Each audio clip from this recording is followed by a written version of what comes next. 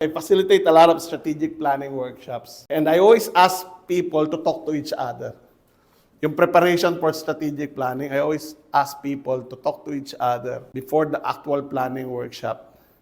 The reason being, kaya ko naitanong yung kung sino may IT, ito kasi laging biktima ang IT. No? Laging biktima ang IT.